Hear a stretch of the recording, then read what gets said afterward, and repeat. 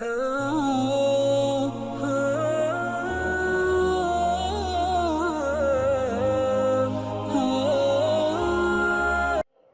ہاں بہت سارے لوگوں نے محرم الحرام کو غم کا مہینہ بنا لیا ہے۔ الیاذ باللہ محرم الحرام کے مہینے کو نحوست کا مہینہ سمجھنے لگے ہیں، بے برکتی کا مہینہ سمجھنے لگے ہیں، سوگ کا مہینہ سمجھنے لگے ہیں۔ اس میں خوشی نہ کرنے کا حکم دیا جا رہا ہے، اس میں شادی نہ کرنے کا حکم دیا جا رہا ہے، اس میں نکاح نہ کرنے کا کہا جا رہا ہے، اس میں بیوی کے قریب نہ آنے کا کہا جا رہا ہے۔ یہ ساری باتیں غلط ہیں، شریعت کی رو سے اسلامی تعلیمات کے یہ منافی ہیں۔ پہلی بات، یہ سوگ کا مہینہ نہیں ہے، یہ غم کا مہینہ نہیں ہے، کیونکہ شہادت حسین کی وجہ سے اگر اس مہینے کو ہم غم کا مہینہ قرار دے دیں، پھر اسلامی تاریخ میں کوئی ایسا دن نہیں ہے، کوئی ایسا مہینہ نہیں ہے کہ جس میں کسی نہ کسی عظیم صحابی کی شہادت نہ ہوئی ہو، کسی نہ کسی عظیم صحابی کی موت نہ ہوئی ہو۔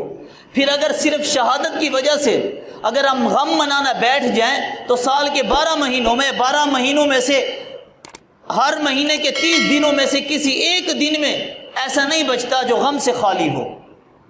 تو معلوم ہوا کہ جو شہادت ہے یہ نحوست کی چیز نہیں ہے، بلکہ یہ تو سعادت کی چیز ہے، یہ تو برکت کی چیز ہے۔ اس کی تمنا تو کالی کملی والے نے خود کی۔ حدیث مبارکہ میں پیارے نبی صلی اللہ علیہ وسلم کی دعا ہے، لَأُوذِتُ أَنْ أُقْتَلَ فِي سَبِيلِ اللَّهِ ثُمَّ أُحْيَا ثُمَّ أُقْتَلْ ثُمَّ أُحْيَا ثُمَّ أُقْتَلْ۔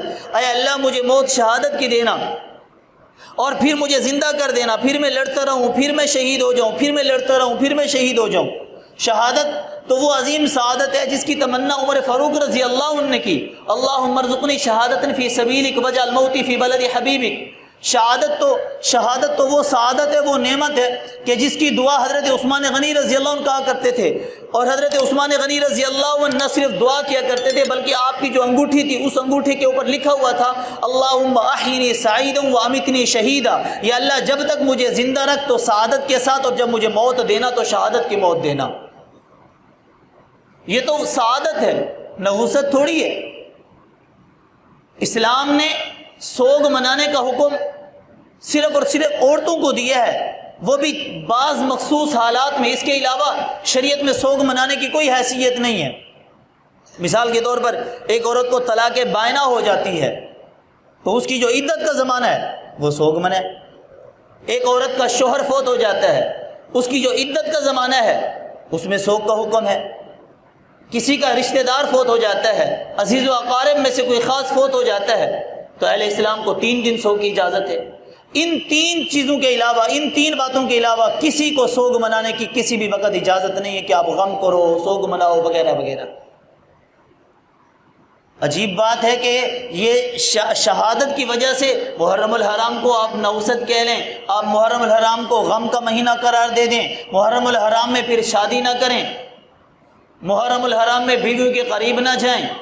یہ تو بہت بڑی غلط فہمی ہے۔ محرم الحرام میں تو شادیاں ثابت ہیں، شہادت حسین سے بھی پہلے خود نبی کریم صلی اللہ علیہ وسلم کے بارے میں 2 نکاح جن کا تذکرہ یہ ملتا ہے کہ نبی کریم صلی اللہ علیہ وسلم کے نکاح حضرت صفیہ سے اور دوسرا نکاح حضرت خدیجہ الکبریٰ رضی اللہ عنہا سے جب ہوا تو مہینہ محرم الحرام کا تھا۔ لوگ کہتے ہیں کہ محرم الحرام میں شادی کرنا غلط ہے غم کی وجہ سے۔ پہلی بات تو یہ کر دی کہ غم کا مہینہ نہیں ہے۔ نمبر 2، رہی بات کہ آیا کہ محرم الحرام میں شادی کریں یا نہ کریں، تو بھی شادی کر سکتے ہیں، اسلام نے تو نہیں منع کیا شادی کر کوئی، بلکہ محرم کیا کوئی دن کوئی مہینہ ایسا نہیں ہے جس میں شادی کرنے کو اسلام نے منع قرار دیا ہو، منع کیا ہو کہ بھی فلاں دن میں یا فلاں مہینے میں آپ شادی نہیں کر سکتے۔ کسی بھی دن میں شادی کو منع نہیں قرار دیا۔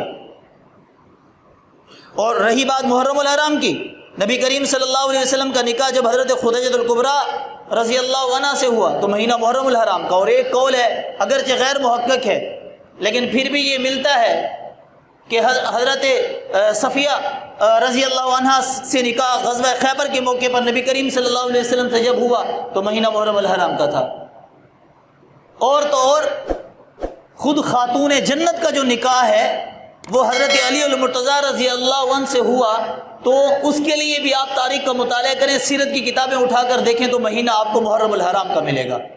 ایک قول ہے، سفر کا بھی قول ہے، لیکن ترجیح محرم الحرام کے ایک کے مہینے کو ہے کہ اسی مہینے میں حضرت علی المرتضیٰ کا نکاح حضرت فاطمہ الزہرا رضی اللہ عنہ سے ہوا، اور آپ کو رشتے کے لیے بھی ابو بکر اور عمر رضی اللہ عنہما نے بھیجا کہ علی جا نبی کریم صلی اللہ علیہ وسلم سے ان کی بیٹی خاتون جنت کا ہاتھ مانگ۔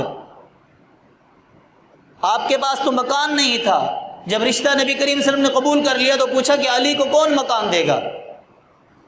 تو ایک صحابی کھڑے ہوئے، اللہ کے رسول میرے 2 مکان ہیں، میں ایک مکان جو دور قریب والے مکان میں میں رہتا ہوں، جو دور والا مکان ہے وہ میں علی کو دیتا ہوں۔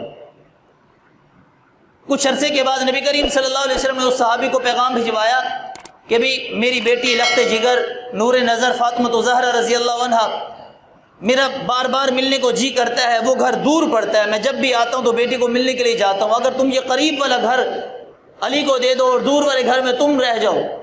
تو صحابہ تو وہ تھے نا کہ نبی کریم صلی اللہ علیہ وسلم کے سامنے انکار کی کوئی تو گنجائش ہی نہیں ہوتی تھی۔ فرمایا اللہ کے رسول آپ کے لیے قریب والا گھر بھی قربان۔ یہ جو روزہ رسول کی جعلی اور حدود ہے، یہ دراصل 2 مکان تھے، اس میں ایک مکان حضرت اماں عائشہ کا، دوسرا مکان حضرت فاطمہ الزہرا رضی اللہ عنہ کا۔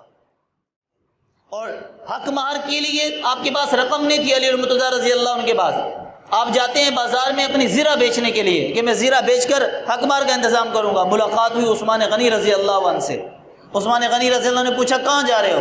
ہاں زیرہ بیچنے کے لیے جا رہا ہوں، حق مہر کی رقم ادا کرنی ہے 400 درہم کی۔ تو علی المرتضیٰ رضی اللہ عنہ نے حضرت عثمان غنی رضی اللہ عنہ نے علی المرتضیٰ رضی اللہ عنہ فرمایا کہ زیرہ مجھے بیچ دو، پیسے دے دیے، اور بعد میں کہا کہ اے علی یہ تیری شادی کا تحفہ میری طرف سے حق مہر کے طور پر، یہ رقم بھی میں تمہیں دیتا ہوں، زیرہ بھی میں تمہیں دیتا ہوں۔ تو آپ سمجھیں کہ علی المرتضیٰ رضی اللہ عنہ کے نکاح کے جو گواہ ہیں وہ ابو بکر عمر ہیں، علی المرتضیٰ کو حضرت فاطمہ الزہرا رضی اللہ عنہ کے نکاح کے لیے بھیجنے والے ابو بکر عمر رضی اللہ عنہما ہیں، علی المرتضیٰ رضی اللہ عنہ کے نکاح کا حق مہر بھرنے والے عثمان غنی رضی اللہ عنہ ہیں۔ ہم اگر تاریخ کا مطالعہ کریں تو ہمیں تو پیار نظر آتا ہے، پھر لوگ ان کو آپس میں دشمن کیسے سمجھتے ہیں؟ نکاح کے گواہ تو اگر ابو بکر عمر رضی اللہ عنہما کو نکالیں تو علی المرتضیٰ کا نکاح بھی ناقص ہے۔ تو میں بات کر رہا تھا محرم الحرام کے اندر تو نکاح حضرت علی المرتضیٰ کا ہے۔ چلیں علی المرتضیٰ کے نکاح سے اوپر میں اور بات کرتا ہوں۔ سیدنا حسین ابن علی رضی اللہ عنہ کی شادی خود محرم الحرام کے مہینے میں ہوئی۔ میں بات اس چیز پر کر رہا ہوں کہ لوگ کہتے ہیں کہ محرم میں نکاح نہ کرو۔ ہم اگر تاریخ کا مطالعہ کرتے ہیں، اسلام کی تعلیمات کہتی ہیں محرم میں تو کرو، کرنا چاہیے، اس رسم کو توڑنا چاہیے، لوگوں کی غلط فہمی کو دور کرنا چاہیے، اس رسم کو توڑنے کا آپ کو ذریعہ اور سبب بننا چاہیے۔ حضرت حسین ابن علی رضی اللہ عنہ کی جو شادی ہوئی شہر بانو سے، جس کو شاہ جہاں بھی کہتے ہیں، تو مہینہ محرم الحرام کا تھا۔ یہ شہر بانو کون ہے؟ اسی وجہ سے ایرانیوں کو حضرت عمر فاروق رضی اللہ عنہ سے بہت زیادہ بغض ہے، نفرت ہے، کیونکہ ایران جب فتح ہوا تو ایران کا جو بادشاہ یزدجل، اس کی 2 بیٹیاں تھیں، ایک کا نام نفیسہ، ایک کا نام شہر بانو، شہزادیاں تھیں۔ وہ جب مال غنیمت کے طور پر لائی گئیں تو حضرت عمر فاروق رضی اللہ عنہ نے فرمایا یہ شہر بانو یہ شہزادی ہے تو اس کا نکاح بھی کسی شہزادے سے ہونا چاہیے۔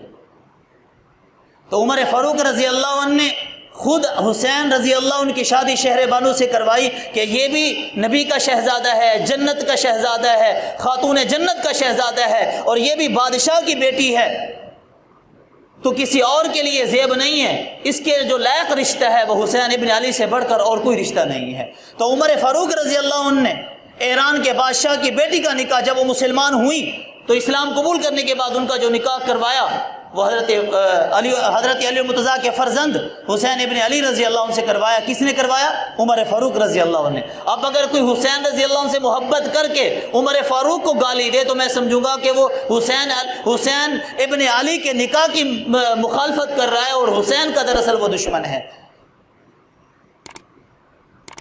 تو میں بات کر رہا تھا کہ محرم الحرام میں نکاح تو ان حضرات کے ہوئے ہیں، اور ایک غیر محقق قول حضرت عثمان غنی کے بھی نکاح کا ملتا ہے کہ ام کلثوم رضی اللہ عنہ سے جب حضرت عثمان غنی کی شادی ہوتی ہے تو محرم الحرام کا ملا۔ عرض کرنے کا مطلب یہ ہے کہ محرم الحرام میں شادی جائز ہے، نکاح جائز ہے، اسلام نے نہیں منع کیا۔